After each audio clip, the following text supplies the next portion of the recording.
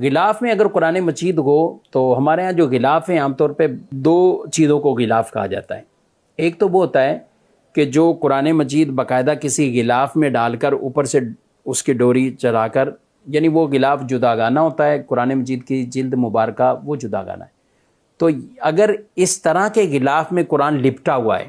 اور وہ الگ سے کہیں رکھا ہوا ہے، آپ نے وہاں سے اٹھا کر بے وضو کہیں اور آپ نے رکھنا ہے تو اس کو تو اٹھا سکتے ہیں، اس میں حرج والی بات نہیں۔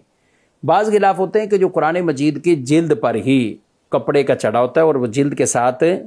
چسپاں ہوتا ہے یا جلد کے ساتھ لگا ہوتا ہے، وہ جداگانہ نہیں ہوتا۔ آپ قرآن پڑھیں گے بھی تو اس کو کوئی الگ نہیں ہٹاتے، وہ اس کا حصہ ہی جلد کے ساتھ بنا ہوتا ہے۔ تو اسی طرح یا پلاسٹک کوٹنگ جیسے ہم کرواتے ہیں تو یہ والی صورت ہوتی، تو وہ کپڑا نما یوں بنایا ہوتا ہے،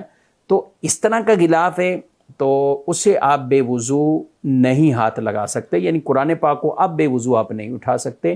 اس کے لیے آپ کو وضو چاہیے کہ باوضو ہی حالت میں ہو۔ ہاں البتہ اگر آپ کو کہیں اٹھانا ہے، کہیں الگ رکھنا ہے تو اب آپ خود تو بے وضو ہیں لیکن آپ کوئی کپڑا ایسا لے لیں جو آپ کے تابع نہیں ہے، آپ نے پہنا ہوا نہیں ہے۔ مثلا الگ سے رومال ہے تو آپ نے اوپر رکھا اور پکڑ کر دوسری جگہ قرآن شریف رکھ دیا تو یہ آپ کا چھونا جائز ہو جائے گا، کیونکہ یہاں بیچ میں ایک کپڑا حائل ہے، بیچ میں وہ